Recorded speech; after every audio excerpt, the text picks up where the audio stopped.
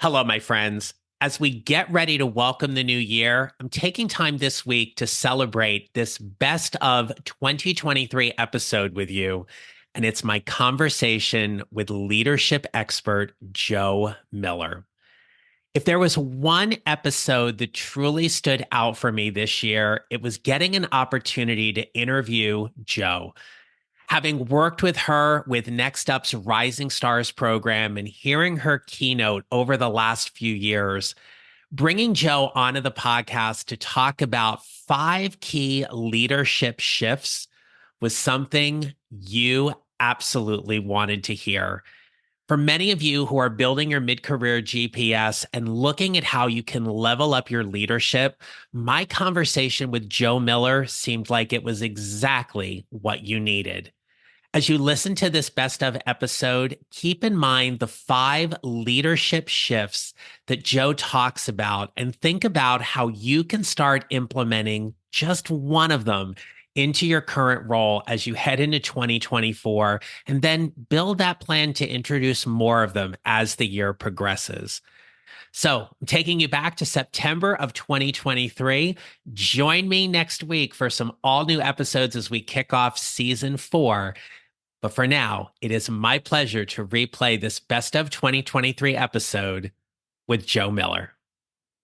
When you think about whatever is next for you in your career, you know there are certain shifts you need to make, or you've been told to make, to elevate your career. But how do you do that when you're juggling everything else in your work and life, and your professional success depends on making those shifts? Well, I've got someone to join me on the podcast today who has great answers to those questions. Today, you will meet award-winning women's leadership speaker and author, Jo Miller. Jo's shift list has 5 leadership shifts to help everyone go from less doing to more leading.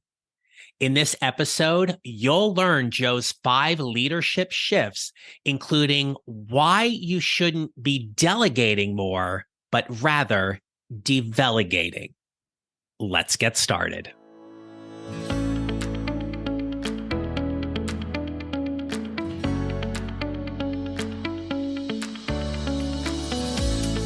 Hello, my friends. This is episode 184 of the Mid-Career GPS podcast. I'm your host, John Nerrill. I help mid-career professionals who feel stuck, undervalued, and underutilized show up to find a job they love or love the job they have using my proven 4-step formula. I've had the privilege of hearing Jo Miller speak on several occasions at Next Up's Rising Stars conference. This is an annual event for mid-level leaders, and I'm honored to be one of their coaches for the program. Jo's captivating keynote and workshop helps mid-level leaders think about how they can take their work from where they are to where they want to be. Jo is the author of the #1 best-selling book, Women of Influence: 9 Steps to Build Your Brand, Establish Your Legacy, and Thrive. Jo's personal mission is to give women a clear and proven path for how to step into the leadership pipeline and present yourself as the talented leader you are. Based on her work with hundreds of thousands of women, Jo developed a pragmatic and powerful roadmap to guide you from where you are in your career to where you aspire to be.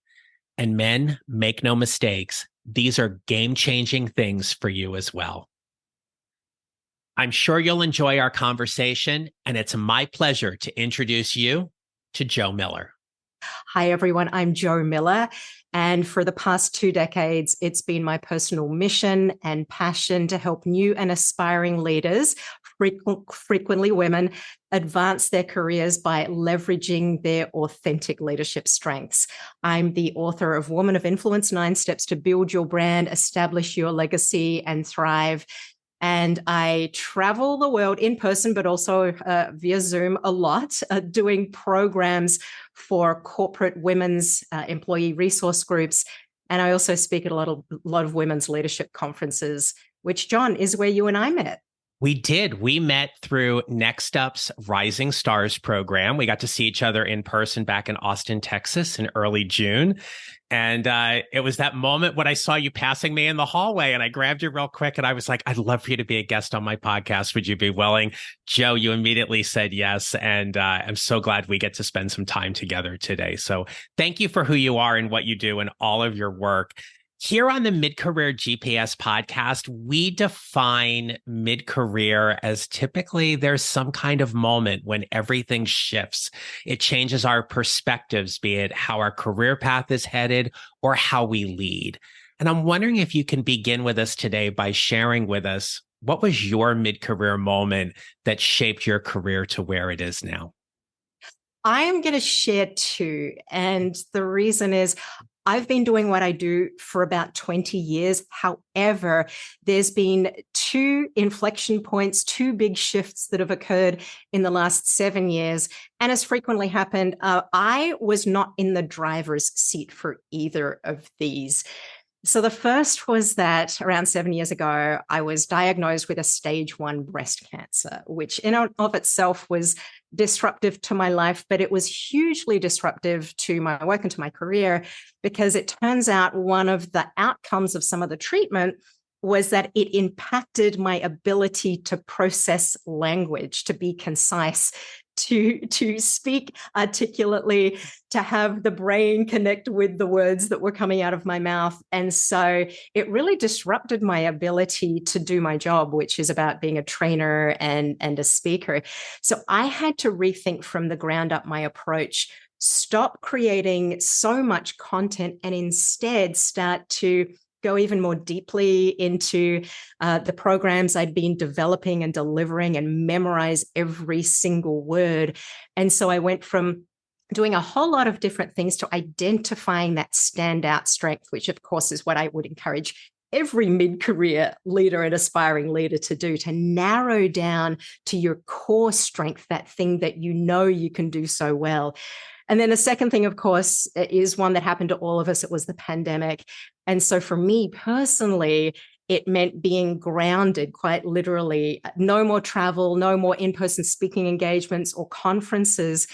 And so having had one or two employees supporting my work for the past decade, I had to make the heartbreaking decision to lay off a truly treasured and trusted employee, and sat down and started to realize how much of what we were doing was the little things, the busy work, stuck in the weeds, the tactical to-dos.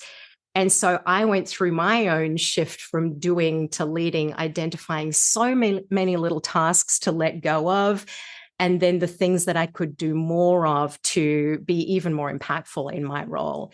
So from embracing your strengths to shifting from doing to leading, I think ties quite nicely into what I would encourage any aspiring and new leader to think about.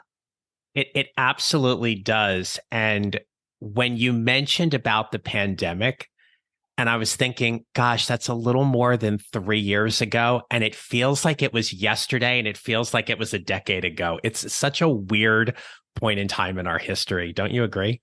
Yes, it seems like time went more slowly, but also more rapidly than it ever had before. So true. Well, Joe, you have 5 leadership shifts that you speak about and you help people with. Can you tell us what those 5 are, please? Yeah, absolutely. And by the way, I was listening to a podcast earlier in the week where this woman repeatedly apologized for making puns. So I'm going to announce that this is called the shift list. It's about getting our shift together. And I will never apologize for the cheesiest of puns, because you know what? Shift comes at us fast, especially at these mid-career pivot points. Okay, so I appreciate a good pun, by the way. So yeah. So on my shift list, we're going to look at moving from tactician to strategist, from delegating to delegating. And John, I know that's one that you probably want to drill down into a little during our conversation.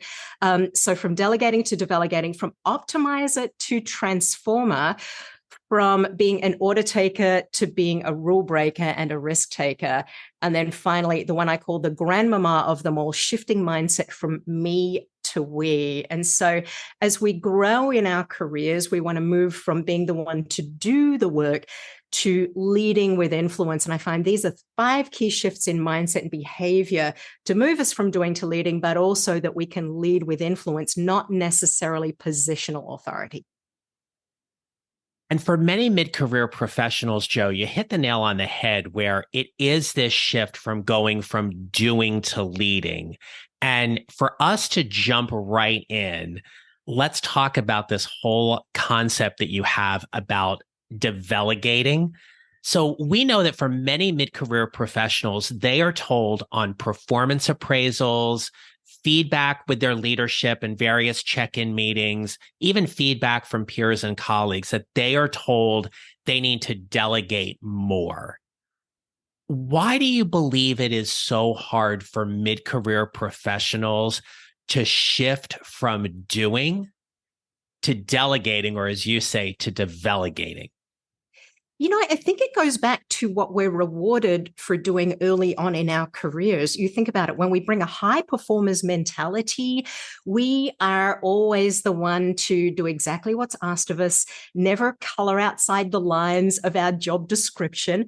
We get rewarded for moving mountains and getting stuff done.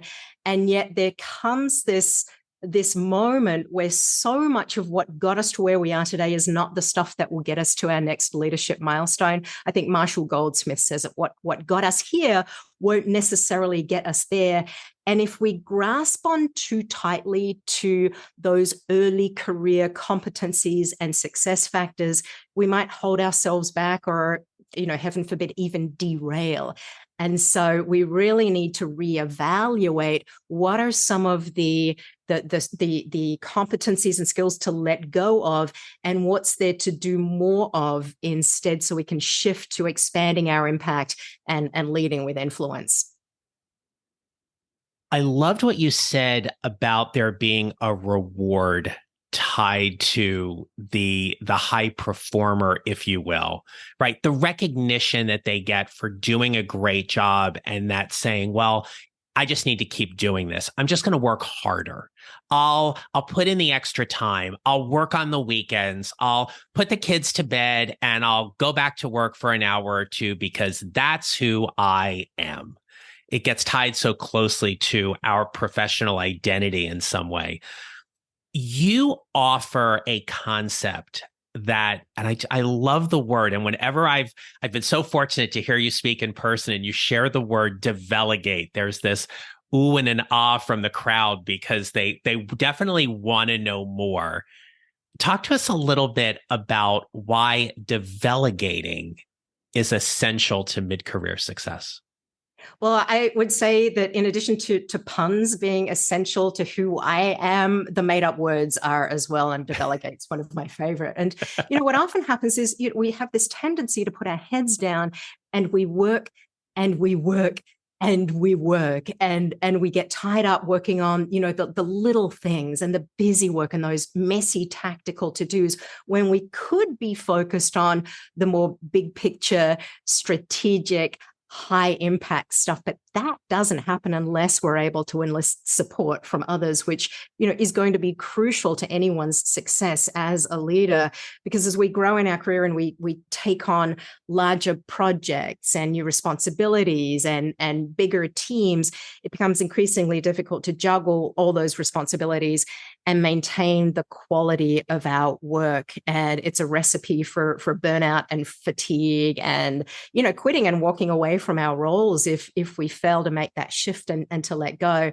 So that the most successful leaders don't just delegate. However, they delegate, meaning they will pause before simply handing off a task or a project or even a role to someone else. Pause to think deeply about, for whom in this team or organization around me could this represent an opportunity, a next step up in that other individual's career or leadership development, so that now we're taking the opportunity to make that investment to coach someone, to mentor them, to build them up and to help them grow. So we're not just delegating, we're developmentally delegating or delegating. The word that you used, investment, is one that I want to lean in with you for a minute, because it is about someone's investment in somebody else to develop their talent and their skills. When aspiring or rising leaders are stressed and overwhelmed and overworked, and they're having that mental battle or tug of war between, do I do this myself? Or do I truly pause and take the time and invest in developing somebody's talent now that's going to yield anticipating greater results down the road? How do you help, or how do you see people make that mindset shift that the pause to develop someone is truly worth that investment? And I think you hit the nail on the head in that it's so easy to fall for this instant gratification of just getting a task done ourselves. We've all fallen for the intoxicating buzz of just checking a task off the to-do list. And yet, in the longer run, when we delegate, it frees us up to focus on the bigger things, to make our leadership impact, to do the stuff that feels more gratifying, that gives us that sense of a real win. And I think part of it starts with just admitting that there are things that we need to let go of. The comedian Sarah Vowell has said, "Everything I let go of, I leave claw marks all over." And I need to remind myself of that from time to time. Like, it's okay to let go. In fact, it's necessary to let go, because I would say for anyone that's at that mid-level, mid-career point, from this moment forward, it will be the tasks that you as a leader let go of that define you and your leadership so much more than the things that you hold on to, the things that you say yes to, the things you take on. So really, growing as a leader isn't about doing more. It's about making that shift from doing to leading, and that shift from doing to delegating, or even up-leveling from delegating to develegating, is absolutely crucial if we're to grow as leaders. Hey there, we'll get back to the episode in a moment, but I want to give you something game-changing, a golden ticket that is like having a roadmap to take you from career confusion to clarity in minutes. Introducing the Mid-Career Job Seekers Checklist. It is your secret weapon in your job search. And if you feel like navigating your job search right now is like navigating a maze blindfolded, don't worry, my friend, I got your back. This checklist is a powerhouse of organization and preparation, crafted to make you say goodbye to feeling overwhelmed and hello to a career transition made easy. I want you to head on over to johnneral.com to snag your free copy of the Mid-Career Job Seekers Checklist. It's not just a checklist, it is a career compass to help you find that job you're going to love. Now, let's dive back into the episode. Well said. And I hope for everybody who is listening, they're taking some time to really challenge some of their thoughts here around where they can implement this concept of delegating more into their work life, or bring that into their team to really help people do that. Joe, as we continue to look at your shift list, there is one about going from tactician to strategist that I know specifically for the people I work with.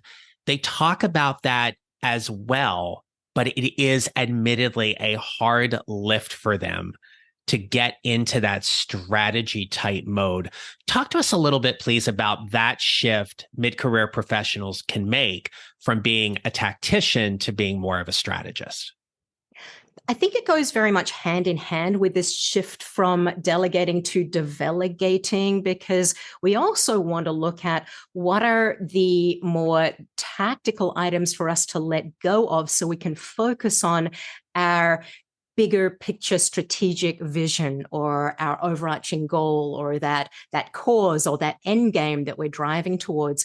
And yet I think most of us have had some feedback that goes a little like this in our career. Someone said, you need to be more strategic. right? Maybe you did a Mm-hmm. presentation and someone said, great job, but I want you to be more strategic. Or maybe your manager sat you down in your review and said, you're doing well, and your goal now is to be more strategic. And I can see this collective scratching of heads to go, okay, great. We've all heard this, but what does it mean? What does it really mean? And I always love to come back to the definition I heard from Ellie Humphrey, one of the strategic leaders I interviewed. She said, strategy is just a fancy word for coming up with a long-term plan and putting it into action. And I just love that. It's nothing but a fancy word for having your long-term plan and putting it into action. So if you're approaching your work every day, coming up with that longer-term goal or vision or cause or mission, and you're scanning the landscape, taking in, the broader business environment to come up with a good plan, and you're checking off milestones on the way toward that end goal. And if you're approaching your work in a way that's future focused and forward thinking and planful, that's it. You are being strategic. It's a great definition from Ellie. And it does drive it home in terms of being a little clear about what strategy is.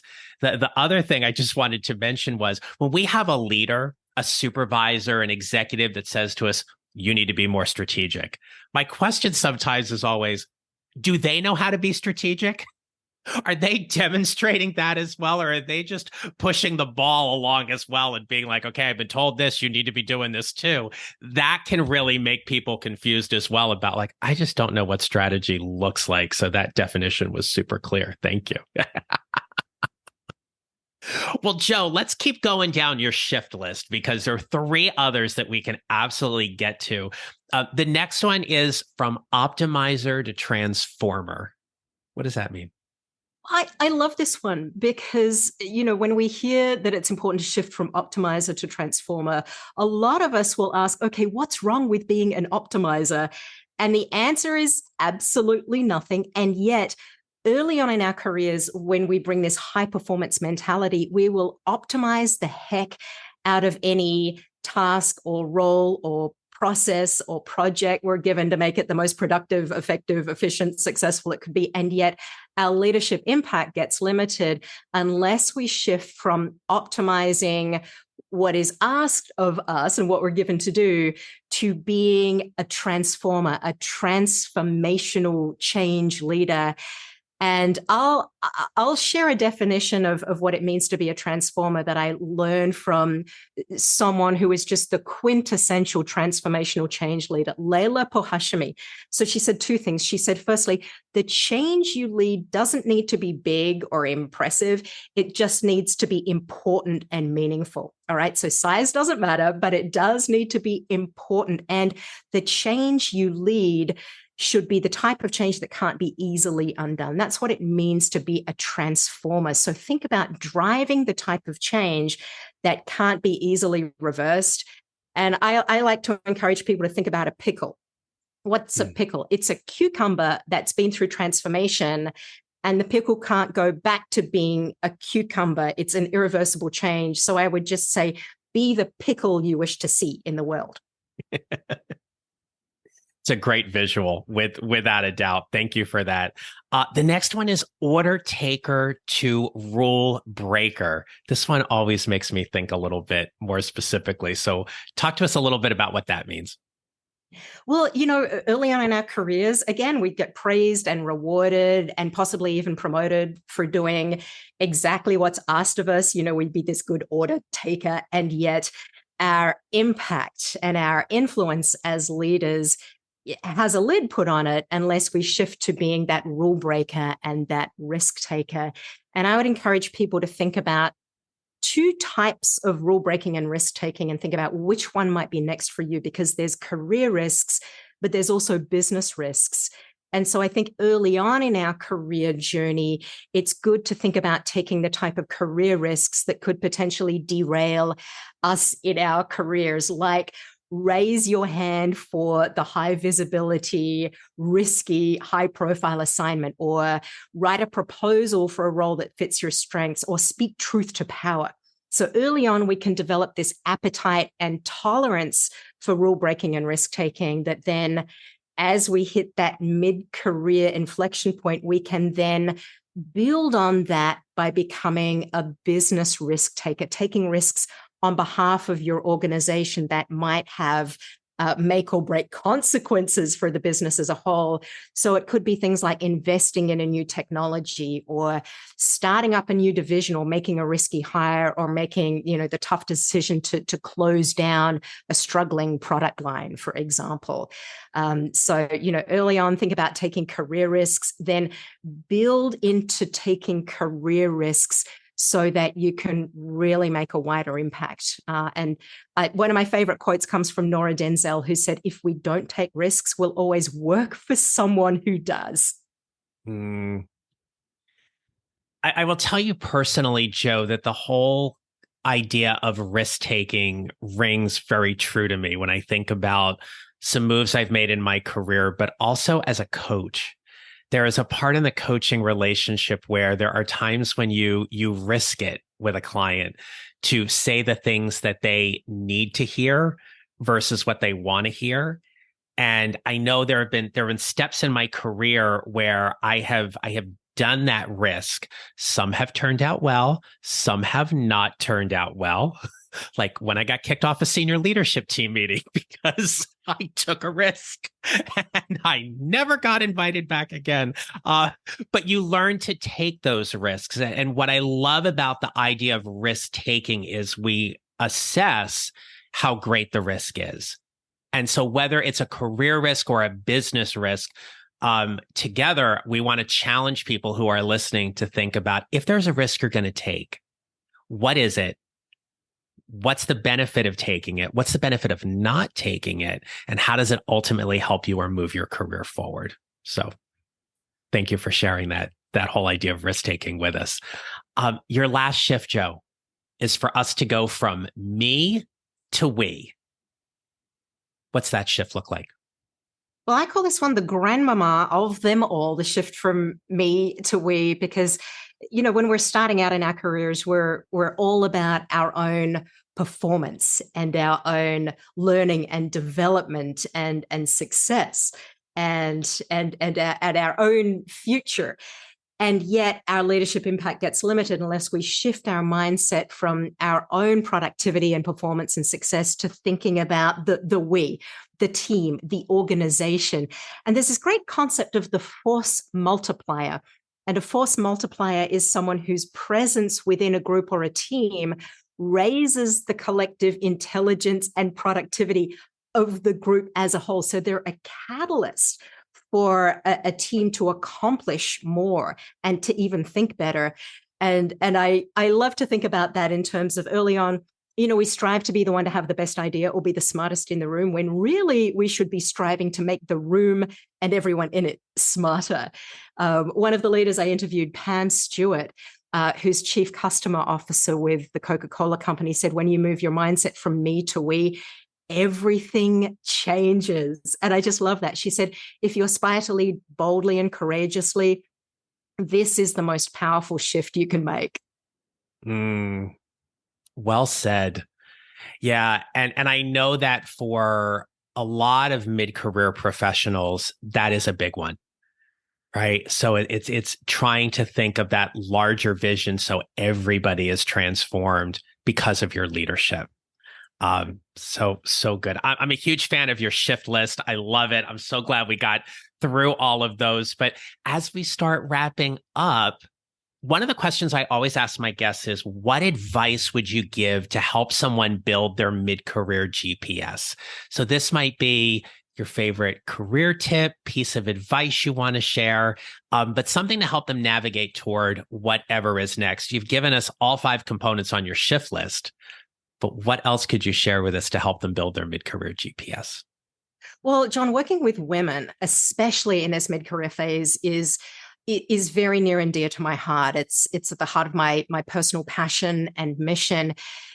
And one of the places I see them so frequently get stuck is not that they're lacking in leadership ability or the desire to lead, but it's how much they already have on their plates.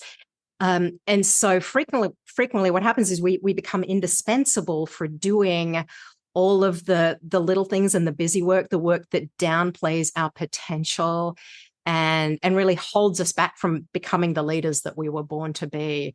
So I would say don't become indispensable for doing the stuff that holds you back and belittles your leadership potential. And also that you don't have to be this best kept secret in the organization. It is really more than okay to step up and shine. Yeah, so important for us to hear that. And it's one of the reasons why we connect so well with Next Up and all their work that they do to support women in the workplace. But there's a huge component of Next Up that is about allyship. So men are certainly encouraged to be involved as well. And we saw a lot of male allies at the Rising Stars event this year, but we certainly know that elevating the importance and the role of women in the workplace is more important than ever. So thank you so much for the work that you get to do. Joe, I want to turn the microphone over to you. Please share with us all the wonderful details about how people can connect with you, get your book, follow you. My friend, the mic is yours. Thanks, John. Well, look, the easiest place to find me is at joemiller.com. And from there, you can find your way to my LinkedIn profile. I would love to connect with you and stay in touch via LinkedIn.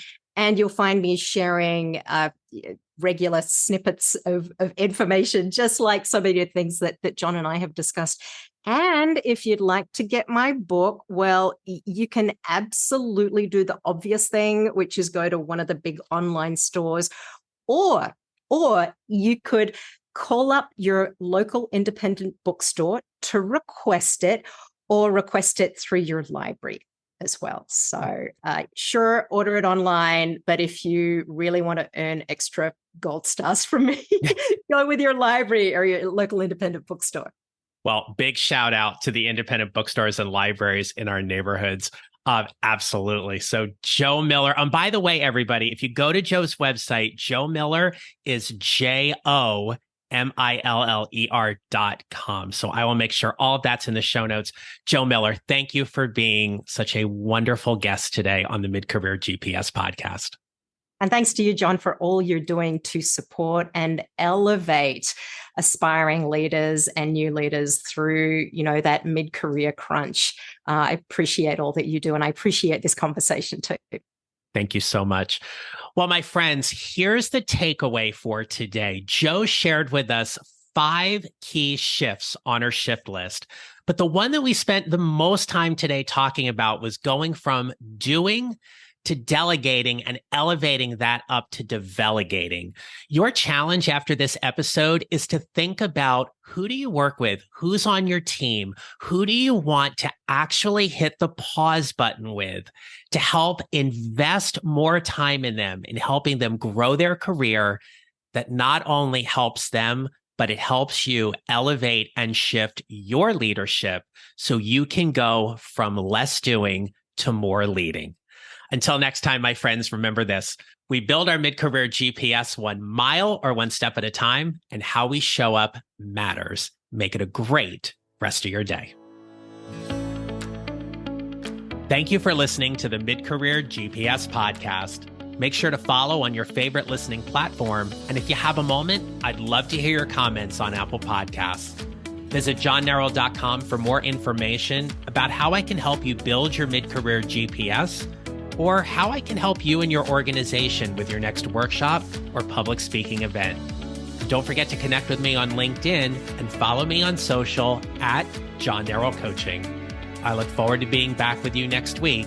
Until then, take care, and remember, how we show up matters.